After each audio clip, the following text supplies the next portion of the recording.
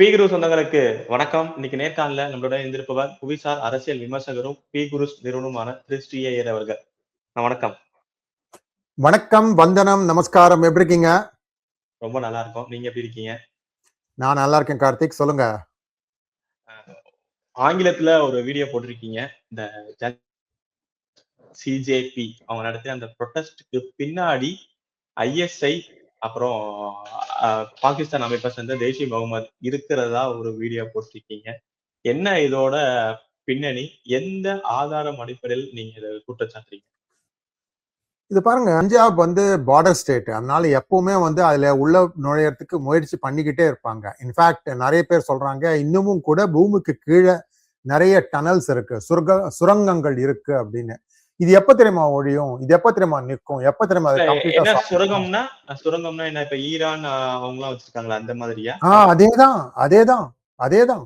என்ன பண்ணுவாங்க அப்படின்னா, இப்போ பஞ்சாப் பாகிஸ்தான் சைட்ல வந்து ஒரு 1/2 கிலோமீட்டர் தூரத்துல ஏதாவது ஒரு சின்ன குன்று அது மாதிரி இருக்கும். அங்கேருந்து தோண்ட ஆரம்பிக்கிறாங்க.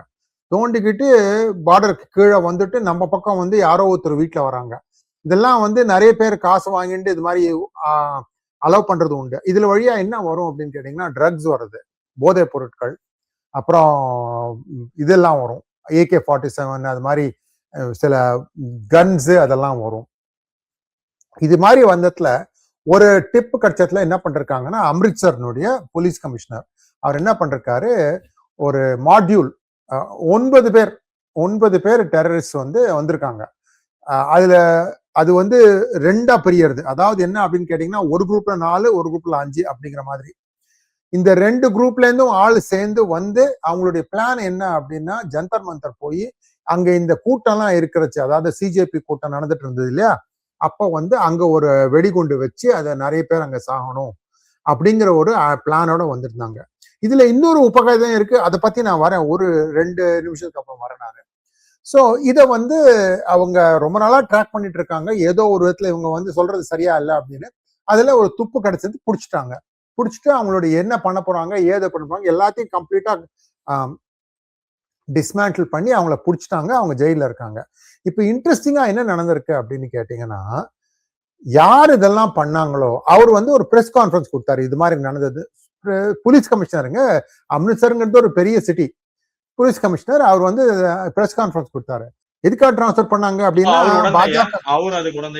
அவர் குழந்தை இல்ல, அவர் இது பண்ணா இதை வந்து நடந்துட்டே இருந்திருக்கு, அவர் கண்டுபிடிச்சிருக்காரு, அதை வெளியிட்டாருங்கிற ஒரு குற்றச்சாட்டு. தன்னுடைய வேலையை அவர் சரியா செஞ்சிருக்காரு, அதற்கு இது ஒரு பரிசு.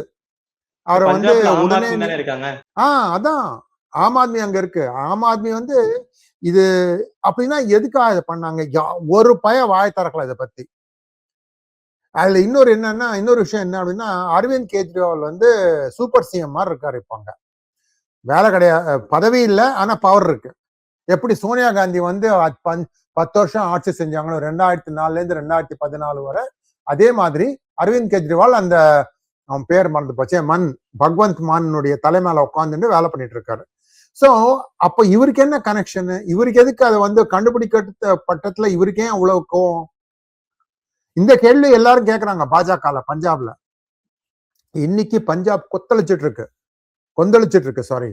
ஏன்னா இந்த மாதிரி ஒரு தேச துரோக வேலையை வந்து ஒருத்தர் தடுத்திருக்காரு. அந்த தடுத்தவருக்கு இதுதான பரிசு அப்படின்னு. சோ இது வந்து அது வேற பிரச்சனை.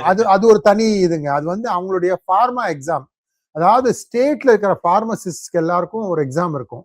அந்த கொஸ்டின் பேப்பர் வந்து லீக் ஆயிடுது. இதை ஒட்டி வந்து அவங்க நிறைய ப்ரொடெஸ்ட்லாம் நடந்துட்டு இருக்கு. அது பாட்டு போயிட்டு இருக்கு. அதுல வந்து லாட்டரி சார்ஜிங்லாம் நடந்திருக்கு. ஸோ எல்லா ஸ்டேட்லயும் வந்து படிப்பு எக்ஸாம் பண்றது இதெல்லாம் வந்து ஓரளவுக்கு என்ன சொல்றது, அதுலயே வந்து கரப்ஷன் நுழைஞ்சுடுது அப்படி வேணா சொல்லலாம். இது ஒரு ட்ரெண்ட். இதை நிறுத்திருக்காங்க. இன்னொன்னு வெளியில வருது என்ன அப்படின்னு கேட்டீங்கன்னா, இப்ப இந்த சிஜேபி இருக்குல்ல, காக்ரோச் ஜனதா பார்ட்டி, இதனுடைய நிறுவனர்கள், அதனுடைய 1, நம்பர் 2, நம்பர் 3, நம்பர் 4, 5, 6 பேரை முதல் 6 பேரை பாத்தீங்கன்னா எல்லாரும் ஆம் ஆத்மி பார்ட்டியில் இருந்திருக்காங்க. அப்படியே அங்கேருந்து ஏற்றுமதி பண்ணி இன்னொரு பார்ட்டின்னு ஆரம்பிச்சு அதுல வந்து இவங்களெல்லாம் வச்சுட்டு பணம் வந்து எங்கேருந்து வருதுன்னு தெரியல. ஆனா பார்த்தா பணம் வந்து இவங்களுக்கு எங்கேருந்து வந்ததோ அதே இடத்துல தான் இவங்களுக்கு சிஜேபிக்கும் வருது. அதாவது ஆம் ஆத்மிக்கு பார்ட்டிக்கு ஆப்புக்கு எங்கேருந்து பணம் வந்ததோ அதே இடத்துல இருந்தா இவங்களுக்கும் அந்த மாதிரி சில ஊடகங்கள் சொல்றது. இன்னும் ஒரு உதாரணம் சொல்றேன் உங்களுக்கு. இந்த ஜந்தர் மந்தர்ல ப்ரொடெஸ்ட் நடக்கிறது, 5000 பேர் இருக்காங்க. இந்த 5000 பேருக்கும் இலவச சாப்பாடு யார் கொடுக்குறாங்க அப்படின்னு பாத்தீங்கன்னா ஜொமேட்டோ வந்து கொடுத்துட்டு போறான். ஜொமேட்டோ எப்படிடா நீ கொடுத்த அப்படின்னா, எனக்கு கத்தர்ல இருந்து 10 ஆர்டர் கொடுத்துருக்காங்க, 10 ஆர்டர்ல தலா 100 பேருக்கு சாப்பாடு போடுங்க அப்படிங்கிற மாதிரி. கத்தர்ல வந்து ஜந்தர் மந்தர்ல எத்தனை பேர் உட்காந்துன்னு புரட்சி செய்யறாங்க, ப்ரொடெஸ்ட் செய்யறாங்கன்னு எப்படி தெரியும் உனக்கு? இல்ல, ஒரு துபாயில ஒரு கம்பெனி 23 பேர் அனுப்பினதா செய்திகள் நம்ம பார்க்கலாம். அது வேற ஒரு கதை. அது வந்து அந்த இடத்துல வந்து ப்ரொடெஸ்ட் செய்யறதுக்கு 23 பேர் அனுப்பிச்சிருக்காங்க அப்படின்னு. சோ இது மட்டும் இல்ல, கம்யூனிஸ்ட் பார்ட்டி கேரளால இருந்து ஒரு ஃபுல் ட்ரெயின் முழுக்க போய் இங்க வந்து ஆர்ப்பாட்டம் பண்ணணும் அப்படிங்கிறதுக்கு அமைச்சிருந்தாங்க. ஒரு ட்ரெயின்ல பாருங்க 16 போகின்னு வச்சுக்கலாம், 16 போகி. ஒரு போகில 80 பேர் உட்காரலாங்க. அதாவது நீங்க புலி மாதிரி அடக்காம எல்லாருக்கும் சீட் இருக்கிற மாதிரி 80. கிட்டத்தட்ட 1300 பேர் வந்திருக்காங்க அன்னைக்கு. இது போல அரசாங்கம் எதிர்பார்த்தது ஒவ்வொரு 1000ல இருந்து 2000 பேர் வந்து அங்க புரட்சி பண்ணுவாங்க, அவங்க இது பண்ணுவாங்கன்னு. ஆனா வந்த தினமும் 10,000, சில நாள் வந்து 20,000 30,000 கூட வந்திருக்காங்க. அந்த மாதிரி வந்தப்ப என்ன ஆகுது அப்படின்னா, அடிச்சுக்கிறது, இப்போ வந்த பெண்களை வந்து இது பண்றது, டீஸ் பண்றது, இல்ல தகாத முறையில் நடந்துக்கிறது, இது மாதிரிலாம் நிறைய நடந்திருக்கு. இதெல்லாம் வந்து நீங்க தான் இதுக்கெல்லாம் பொறுப்பு அப்படின்னா, அந்த சிஜேபியினுடைய நிறுவனர் அபிஜித் திப்கே சொல்லாரு, இல்ல நீங்க தான் இங்க விஷமக்கார மக்கள் எல்லாம் அனுப்பிச்சிட்டீங்க அப்படின்னு. இதுதான் ஜாகிரதையா இருக்கணுங்கிறது. நீங்க வந்து புரட்சி ஆரம்பிக்கிறோம் அப்படின்னு சொல்லிட்டு ஒரு மைதானத்துல வந்து பெரிய பந்தலை போட்டு பண்ணிட்டீங்கன்னா அதோட உங்களுடைய பொறுப்பு நிக்கிறது இல்ல. மேலும் இன்னொரு பெரிய தவறு இவர் பண்ணிருக்காரு. 20ஆம் தேதி வந்து டெல்லியில செக்ஷன் 144 சொல்லுவாங்க, ஞாபகம் இருக்கா? 5 பேருக்கு மேல ஒரு இடத்துல குழும கூடாது. ஊரடங்கு உத்தரவு, தமிழ்ல சொன்னா ஊரடங்கு உத்தரவு. ஆமா, அதே மாதிரி போடப்பட்டிருக்கு. எங்க? பார்லிமெண்ட்டை சுத்தி. இவங்க வந்து ஜந்தர் மந்தர்ல இருந்து பார்லிமெண்ட்டுக்கு நடந்து போனாங்க முதல் நாள், அதை நிறுத்துறதுக்காக அப்படின்னு. அதற்கு பர்மிஷன் கொடுக்கல சிட்டி. மேலும் அப்ப வந்து ஊரடங்கு உத்தரவு இருந்திருக்கு, அதை மீறி போயிருக்காங்க. அதை மீறி போனது மட்டும் இல்லாம அங்க வைக்கப்பட்ட பேரிகேட்ஸ் மேலாம் தாக்குதல் பண்ணி அங்க இருந்த போலீஸ்காரங்க மேலாம் அடிச்சு துரத்தி, சோ இதெல்லாம் பண்ணிருக்காங்க. இதுக்கெல்லாம் வந்து இப்போ கணக்கு கேட்டா எங்க மேல நீங்க வந்து அனாவசியமா வழக்கு தொடுக்குறீங்க அப்படின்னு சொல்றாங்க. இது ஒரு பக்கம். நம்ம முதல் விஷயத்துக்கு வரலாம். ஜந்தர் மந்தர்ல என்ன சொன்னோம்? அதாவது ஜந்தர் மந்தர்ல வந்து இவங்க வந்து பாம்லாம் வச்சு பெரிய கொலைகள் பண்ணலாம் அப்படின்னு. இன்னொரு கதை என்ன ஓடுது அப்படின்னா, உங்களுக்கு ஞாபகம் இருக்கா? இவங்களுடைய முதல்ல இவங்க பண்ண ஆரம்பிச்ச ஆர்ப்பாட்டத்துல வந்து யாருமே வரல, சேர்ந்துக்கல. அப்ப என்ன பண்ணாங்க? இவங்க போய் இந்த சோனம் வாங்சுக் வந்து இம்போர்ட் பண்ணாங்க. அவரு வந்து உடனே வந்து உண்ணாவிரதம் நிக்க ஆரம்பிச்சிட்டாரு. இந்த ஒரு நாள்ல 2 கிலோ வெயிட் போயிடுத்து, 4 கிலோ 2 நாள்ல போயிடுத்து, இந்த மாதிரி கதை வந்துட்டு இருந்தது. 8 கிலோ போயிடுத்து அவருக்கு, 8 கிலோ எழுந்துட்டாரு வெயிட் அப்படிங்கிற மாதிரி.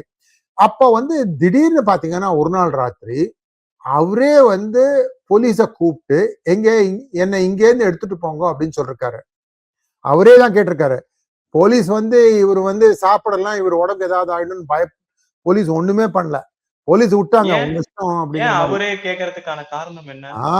அது என்னன்னு கேட்டீங்கன்னா, இதுதான் இங்க ஒரு கதை ஓடுது. என்ன ஓடுது அப்படின்னா, நிறைய பேர் சொல்றாங்க இவரை வந்து போட்டு தள்ளிட்டு அதை ஒரு காரணமா வச்சு இந்த இதை வந்து பெருசாக்கலாம் அப்படின்னு அது ஒரு பிளான் பண்ணிருக்காங்க அப்படின்னு சொல்றாங்க. புரியுதுங்களா? இவரை காவு வாங்கிட்டு இவர் ஏதாவது போட்டு, ஆக்சுவலி இவர் சொன்னது ஜாடமாடியா பேசுறாங்க. என்ன சொல்றாங்கன்னா, இவர் காதுல பட்டிருக்கு. இவர் காதுல என்ன பட்டிருக்கு அப்படின்னா, இங்க இத்தனை நாள் வரலும் இங்க உட்கார்ந்து அந்த அபிஜித், அவன் லொட்டு லொசுக்கு சௌரவ் தாசி எல்லாம் இருந்தாங்களே, திடீர்னு யாருமே காணுமே, என்ன ஆச்சு அப்படின்னு கேட்டிருக்காரு. 2-3 போன் பண்ணி பார்த்தப்ப தெரிஞ்சது, இவங்கெல்லாம் வந்து பக்கத்துல ஒரு 5 ஸ்டார் ஹோட்டல் மாதிரி இருக்கிற ஒரு லாட்ஜ்ல தங்கியிருக்காங்க. லாட்ஜோ வீடோ, அங்க வந்து எல்லாம் தண்ணி அடிச்சுக்கிட்டு சாப்பாடு போட்டுட்டு சாப்பிட்டுட்டு கும்பலம் இருக்காங்க. இவருக்கும் வந்தது, என்ன இது, நான் பாட்டுக்கு சாப்பிடாம உட்காந்துருக்கேன், நீங்களாம் என்னோட சேர்ந்து இருக்கணும், நீங்க பாட்டுக்கு சாப்பிட்டு குடிச்சுட்டு கும்பலம் வச்சுட்டு இருக்கீங்க அப்படின்னு. இன்னொரு விஷயம் என்ன அப்படின்னா, இவரை தனித்து விட்டு, அதாவது ஐசோலேட் பண்ணிட்டு இவங்கெல்லாம் நகர்ந்துக்கிட்டாங்க அப்படின்னா என்ன அர்த்தம்? ஒரு விஷயம் ஆக போறது, அப்ப அங்க பக்கத்துல நம்ம இருந்தா நமக்கும் ஏதாவது விழும் அப்படிங்கிற மாதிரி ஒரு நகர்ந்துக்கிறதுக்கான சாத்தியக்கூறு இருக்குல்ல. இது மாதிரி ஒரு கதை நடந்ததாகவும் அதை அவர் தெரிஞ்சுண்டு உணர்ந்துண்டு உள்ள 6வது அறிவு சொல்றோம், டேய் உனக்கு டேஞ்சர் அப்படின்னு தான் அவரா போலீஸை கூப்பிட்டு அவரா போய் ஹாஸ்பிட்டல்ல அட்மிட் ஆயிருக்காரு. அதுலயே ஒரு கூத்து நடந்தது. முதல்ல ஜெனரல் ஹாஸ்பிட்டல் போனாரு, இல்ல இவருக்கு வந்து பிரைவேட்ல தான் கொடுக்கணும் அப்படின்னு ஏதோ ஒரு ஆக்காத்தியம் பண்ணி அப்புறம் பிரைவேட்ல போய் மெடான்டால இருந்து ரிலீஸ் ஆனாரு. ஆனா அத்தோட அவர் நிறுத்திட்டாரு. அவர் பேசி கவர்மெண்டோட பேசி அத்தோட நிறுத்திட்டாரு. ஏன்? ஏன்னா அவருக்கு தெரிஞ்சு போச்சு, நம்மளை இவங்க காவு வாங்கிட்டு நம்ம சாவ வச்சு இவங்க வந்து பாலிடிக்ஸ் பண்ண போறாங்க அப்படின்னு. சோ இந்த கதை ஆனா வெளியில யாரும் வந்து இப்படிதான் நடந்தது, இதுதான் சொல்ல. ஆனா இது வந்து சோசியல் மீடியால நிறைய இடத்துல பேச ஆரம்பிச்சிட்டாங்க, இது மாதிரி நடந்தது ஒரு விஷயம். சோ அதுவும் ஒரு காரணம். இப்போ நம்ம இன்னொரு டாபிக் பத்தி பேச போறோம் இல்லையா? ஆமா. அடுத்தது என்னன்னா, உங்க ஊர் யுஎஸோட காங்கிரஸ் அவர் திரு ரைலி மோர் வந்து ஒரு ட்வீட் போட்டிருக்காரு. அந்த எஃப்சிஆர்ஏ பில்லுக்கு எதிர்த்து அதை வந்து கொண்டு வந்தா நம்ம உறவுகள், அமெரிக்கா இந்தியா உறவுகள் வந்து பாதிக்க நேரிடும். ஒட்டுமொத்தமா கிறிஸ்டியன் சர்ச்சஸும் அவங்களோட என்டிட்டிஸ் எல்லாமே நீங்க கண்ட்ரோல் பண்ண பாக்குறீங்க. இது ரொம்ப ஆபத்தானது, கிறிஸ்துவர்களுக்கு இது ரொம்ப ஆபத்தானதுன்னு ஒரு ட்வீட் போட்டிருக்காரு. பாருங்க, இவர் வரும் மாநிலத்தின் பெயர் வெஸ்ட் வர்ஜீனியா. West Virginia. இந்த வெஸ்ட் வர்ஜீனியாங்கிற இடத்துல தான் இந்த கிட்டத்தட்ட 80% இந்தியாவுக்குள்ள வர என்ஜிஓ பணம் வருது இல்ல, அதெல்லாம் இங்கேருந்து தான் வருது, இந்த வெஸ்ட் வர்ஜீனியால இருந்து தான். சோ இவங்களுக்கு தான் வந்து கை அங்க இங்க இருக்க இந்தியால இருக்க என்ஜிஓஸ்க்கு அங்கேருந்து தான் பணம் வருது. அங்கேருந்து தான் பணம் வருது 80%. மேலும் இதுல இன்னொரு பெரிய கதையும் இருக்கு, அது அப்புறம் வரேன் நானு. இந்த 80% இங்கேருந்து வரத்தனால இவங்களுக்கு வந்து இப்போ கொஞ்சம் திருநங்கு தேல் கொட்டின மாதிரி ஒரு நினைப்பு, ஐயோ இந்த பணம் எல்லாம் நின்றுட்டு தான் வராதுன்னு. இதுல இன்னொரு இது என்ன அப்படின்னு சொன்னாங்கன்னா, கவர்மெண்ட் வந்து ரொம்ப கிளியரா சொல்றது, நீங்க இதை வந்து தப்பா யூஸ் பண்ணி வேற விஷயத்துக்கெல்லாம் யூஸ் பண்ணீங்கன்னா உங்களுடைய ஆசட்ஸை பறிமுதல் செய்வோம் அப்படின்னு. இதை வந்து அவங்க என்ன இன்டர்பிரட் பண்ணிருக்காங்க அப்படின்னா, எங்களுக்கு இருந்த பழைய ஸ்கூலு, நாங்க நடத்துற ஹாஸ்பிட்டல் இதெல்லாமே நீங்க பறிமுதல் பண்ணுவீங்களா அப்படின்னு ஒரு பெரிய அதை ஒரு பயமுறுத்தல் மாதிரி காட்டி நிறைய பண்ணிருக்காங்க, அச்சுறுத்தல் எல்லாம் ஆன மாதிரி. சோ இதுல பாருங்க, நம்ம கோவை ஆளும் போயிருக்காரு, காருண்யா ஞாபகம் இருக்கா? நம்ம இவருக்கு எப்ப பார்த்தாலும் கொடுத்துக்கிட்டே இருப்பாரு, தொல்லை கொடுத்துக்கிட்டே இருப்பாரு ஆச்சாரிய இவருக்கு ஜக்கி வாசுதேவுக்கு, அவருக்கு கொடுத்துக்கிட்டே இருப்பாரு, அவரும் போயிருக்காரு அங்க. இது என்ன ஆயிடுச்சுன்னா, இவங்களுக்கு எல்லாம் வந்து ஏய் நீ வந்து இது பண்ணனா அப்புறம் நமக்கு ஒண்ணுமே பணம் வராது அப்படின்னு ஒரு பயமுறுத்தல அச்சுறுத்தல காட்டி இதை பண்ண வச்சிருக்காங்க. இதுல இன்னொரு விஷயம் என்ன தெரியுமா, கம்ப்ளீட்டா கிறிஸ்டியன் மிஷனரிஸ்க்காக வர பணம், இந்தியாக்குள்ள வர பணத்துல அதை ஒரு பர்சன்டேஜா பாத்தீங்கன்னு வச்சுக்கோங்களேன், விழுக்காடா பாத்தீங்கன்னு வச்சுக்கோங்களேன், 22% 23% தான். அதாவது $4 $1 தான் கிறிஸ்துவ ஆர்கனைசேஷன்ஸ்க்கு வருது. மத்த 3 பங்கு இருக்கிறவங்க ஒண்ணுமே சொல்லலையே. ஏன் அவங்களுக்கே இந்த பிரச்சனை இல்லையா? அவங்களும் சொல்லலாமே. இந்துக்கு ஆர்கனைசேஷன் எவ்வளவோ இருக்கு, அக்ஷய பாத்திர மாதிரி ஒரு ஆர்கனைசேஷன் ஏழை பிள்ளைகளுக்கு வந்து இலவச சாப்பாடு போடுறாங்க, 1 முறையோ 2 முறையோ ஒரு தினத்துல, நல்ல சத்தான உணவு. அவங்களாம் ஒண்ணும் சொல்லலையே, ஏன் இவங்களுக்கு மட்டும் எரியுது, அதுவும் ஆசன வாயில?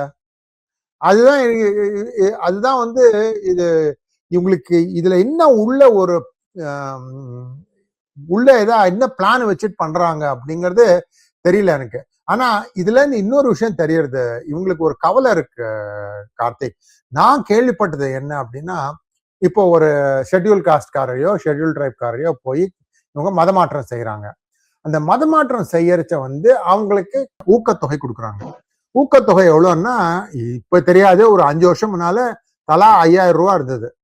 ஒரு குடும்பத்துல 4 பேர் இருக்காங்கன்னா 20,000 ரூபா சும்மா உட்கார்ந்தபடியே வரும் உங்களுக்கு. இந்த 20,000 ரூபாய்க்கு பதில் மாறா நீங்க என்ன பண்ணணும் அப்படின்னா, உங்களுடைய சுற்றச்சூழங்கள், பந்தங்கள், சொந்தங்கள் அவங்களையும் வந்து கன்வெர்ட் பண்ணணும். அப்புறம் அவங்களுக்கும் இந்த மாதிரி பணம் கொடுப்பாங்க, அவங்களும் இது மாதிரி ஒரு நெட்வொர்க் மாதிரி பரவிக்கிட்டே போறதுக்கு பண்ணிருந்தாங்க. அது மட்டும் இல்லாம ஞாயிற்றன்னைக்கு நீங்க வந்து சர்ச்சுக்கு போயே ஆகணும், அது கம்பல்சரி. இது ரெண்டுல ஏதோ ஒண்ணு நீங்க பண்ணலாம், கை கால் உடையும். ஸோ இது மாதிரி பயமுறுத்தியா வந்து நிறைய பேர் வச்சிருக்காங்க. இப்ப இந்த பணம் வரது நின்றுட்டுன்னு வச்சுக்கோங்களேன், இந்த 5000 ரூபாய் எல்லாம் போட முடியாது எல்லாருக்கும். இவங்களுக்கு என்ன கவலைன்னா, அது போயிடுச்சுன்னா இவங்க வாபஸ் திருப்பி சனாதன தர்மத்துக்கே போயிடுவாங்களோ அப்படின்னு பயம். பயம் இல்ல, நடந்திருக்குன்னு நினைக்கிறேன் நான். நிறைய இடத்துல இவங்களால சச்சம் முன்ன பின்ன ஆச்சுன்னு காசு வரலன்னு வச்சுக்கோங்களேன், முன்ன பின்ன ஆச்சுன்னா எல்லாரும் நீ ஆச்சு உன்னுடைய கிறிஸ்தவர் ஆச்சு எல்லாம் போங்கடா அப்படின்னு சொல்லிட்டு திருப்பி போறாங்க. அதுவும் குறிப்பா நீங்க சொல்லணும் அப்படின்னா, மெட்ராஸ்ல இருந்து சென்னையில இருந்து இந்த நாகப்பட்டினம் வரலும் போற கடற்கரை ஓரம் அங்க மீனவர்கள் நிறைய பேர் இருக்காங்க. அவங்கள நிறைய கன்வெர்ட் பண்ணிருக்காங்க. அதுல நிறைய பேர் திருப்பி வந்துட்டாங்க. இதெல்லாம் வந்து இவங்களுக்கு வந்து ஒரு நர்வஸ்னஸ். இதுல பாருங்க இன்னொரு விஷயமும் வந்திருக்கான், இது ரொம்ப முக்கியம். இந்த எஃப்சிஆர்ஏ தொகை நீங்க கொண்டு வரீங்கன்னு வச்சுக்கோங்களேன், அப்ப என்ஜிஓக்களுக்கு வந்து என்ன அப்படின்னா, இது இப்ப வரலும் இருக்கிற சட்டம், புதுசா சட்டம் எப்படி மாறுதுன்னு சொல்றேன். இப்ப வரைக்கும் இருக்கிற சட்டத்துல வந்து நீங்க 50% வரை 50 விழுக்காடு வரை நீங்க உங்களுடைய அட்மினிஸ்ட்ரேட்டிவ் செலவு அப்படின்னு எடுத்துக்கலாம். உதாரணத்துக்கு $100 உள்ள வந்ததுன்னா $50 இவன் ஜேபில போட்டுக்கிறான் சர்ச்சிலேயே, மிச்சம் 50 தான் வந்து மக்களுக்கு எல்லாம் கொடுக்குறாங்க.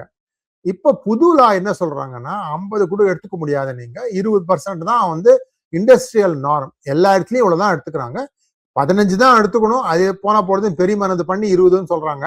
இது இண்டஸ்ட்ரியல் நார்ம்.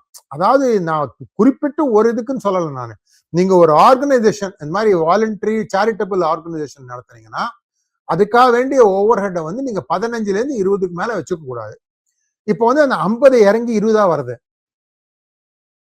இவன் அடிச்சிட்டு இருந்தான் காசு, நடுவில் இருக்கிறவன் எல்லாம் அவனுக்குலாம் எரியுது. இதனால்தான் இதை வந்து தடுத்துடும், இது வந்து வரவே கூடாது அப்படி இப்படின்னு. இப்ப சப்போஸ் கொண்டு வந்தா ஆல்ரெடி இந்தியாவுக்கும் யூஎஸ்க்கும் வந்து டேர்ம்ஸ் வந்து சரியில்லாம இருக்கு.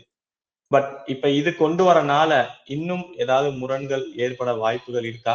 ஆக்சுவலி எதிர்மாறா நடந்திருக்கு. எதிர்மாறா ஏன் நடந்திருக்கு அப்படின்னு கேட்டீங்கன்னா, secretary of state, foreign minister, அமெரிக்காவின் ஃபாரின் மினிஸ்டர், அதுதான் secretary of state, foreign minister equivalent. Marco Rubio என்ன சொன்னாருன்னா, இனிமேல நாங்க எந்த டொனேஷன் கொடுத்தாலும் அமெரிக்கால இருந்து நேர அந்தந்த அரசாங்கத்துக்கு தான் நாங்க கொடுக்க போறோம், இந்த மாதிரி என்ஜிஓ வழியெல்லாம் கொடுக்க போறது இல்ல பணம் அப்படின்னு ஒரு முடிவு எடுத்து அதை ஒரு ரூல் பாஸ் பண்ணிருக்காங்க. இப்ப இங்க இந்தியால இருக்க ஒரு என்ஜிஓக்கு பணம் அனுப்புறத கவர்மெண்ட் மூலியமா போய் கவர்மெண்ட் வந்து அந்த என்ஜிஓக்கு அனுப்பும், அப்படி பண்ண போறாங்க. இல்ல என்ஜிஓக்கு இல்ல, கவர்மெண்ட் அனுப்புவாங்க. ஆமா, இது மாதிரி ஆக போறது. அப்ப என்ன ஆக போறது அப்படின்னு கேட்டீங்கன்னா, இங்க யுஎஸ்ல இருக்கிற என்ஜிஓ ஆர்கனைசேஷன்லாம் வந்து அவங்களால ஒன்றும் அதிகமா பண்ண முடியாது. இவங்களுடைய இதெல்லாம் கட் பண்றது. அதுக்கப்புறம் இவங்களுக்கு வந்து கவர்மெண்டே நிறைய காசு கொடுத்துட்டு இருந்தது, யுஎஸ்ஏஐடி இல்ல வேற மாதிரி எல்லாம் வரும். அப்புறம் கொஞ்சம் இதர விஷயங்கள்லாம் வந்து அதாவது போதைப் பொருட்கள்ல வர பணத்துல சில ஏஜென்சிஸ், அமெரிக்க அரசாங்க ஏஜென்சிஸ், நான் பெயர் சொல்ல விரும்பவில்லை, ஆனா 3 எழுத்து ஏஜென்சிஸ், அந்த 3 எழுத்து ஏஜென்சிஸ் எல்லாம் கூட நிறைய போதைப் பொருட்களை வித்து அதுல பண்ண காசை எடுத்து இது மாதிரி நீ மதமாற்றம் செஞ்சேன்னா அதுக்கப்புறம் ஒரு கிறிஸ்தவ நாடா பாரதம் மாறிடும், பாரதம் கிறிஸ்தவ நாடா மாறினதுக்கு அப்புறம் அதை அப்படியே கபலீகரம் பண்ணிடலாம் அப்படின்னு.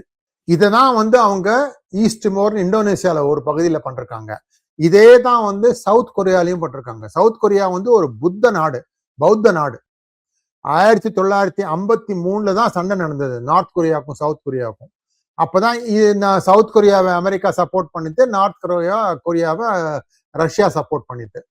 ஸோ அதுக்கப்புறம் வந்து ஒரு டிரா மாதிரி நடுவுல 36 பேரலன்னு லாட்டிடியூட்ல பூமத்திய ரேகையில இருந்து 36 டிகிரிக்கு மேல இருக்கிற ஒரு லைன் மாதிரி டிரா பண்ணி, அதுக்கு அந்த பக்கம் மேல இருக்கிறதெல்லாம் நார்த் கொரியா, கீழே இருக்கிறதெல்லாம் சவுத் கொரியா, 1 கிலோமீட்டர் நடுவுல வந்து டீமிலிட்டரைஸ் ஜோன்னு பேரு. அப்படி ஆயிடுது. 53, 54 ஆரம்பிச்சதுங்க. கொரியா கொஞ்சம் கொஞ்சமா மாறி இன்னைக்கு பாத்தீங்கன்னா கிட்டத்தட்ட 49% கொரிய மக்கள் கிறிஸ்தவர்கள் ஆயிட்டாங்க. இது யாருமே சொல்ல மாட்டாங்க வெளில. இதே கதை நான் வந்து கேட்கறது தாய்வான்லயும் நடக்கிறதுன்னு கேள்விப்பட்டேன். நான் போய் இன்னும் விசாரிக்கணும். தாய்வான் இன்னமும் கூட புத்திஸ்ட். இப்ப அங்க நடந்துகிட்டு இருக்கு அந்த வேலைகள். ஆமா. இந்த ஒரு விசித்திரமான என்ன விஷயம் அப்படின்னா, உங்களுக்கு நீங்க வெஜிடேரியனா இருந்தீங்கன்னு வச்சோங்களேன், உங்களுக்கு வெஜிடேரியன் சாப்பாடு வேணும்னா எந்த ஊர்ல போனாலும், கொரியால சரி, தாய்வான்ல சரி, ஜப்பான்ல சரி, சைனால சரி, புத்திஸ்ட் ரெஸ்டாரண்ட் அப்படின்னு கேட்கணும். நீங்க பௌத்தர்களால் நடத்தப்படும் ரெஸ்டாரண்ட் எதுன்னு கேட்கணும். அங்க சொன்னீங்கன்னா கரெக்டா சொல்லுவாங்க. அங்க இருக்கிறது எல்லாமே வெஜிடேரியன் தான். ஓ என்ன வேணாலும் எடுத்து சாப்பிடலாம் அது மாதிரி. அப்போ நீங்க ரொம்ப அதிர்ச்சியான தகவல்லாம் இந்த எஃப்சிஆரை பத்தி சொல்லியிருக்கீங்க. இவ்வளவு நேரம் உங்க நேரத்தை நம்ம தளத்துக்கு வந்து பயந்தமைக்கு ரொம்ப நன்றி. நல்லதே நடக்கும். வாழ்க வளமுடன். நன்றி.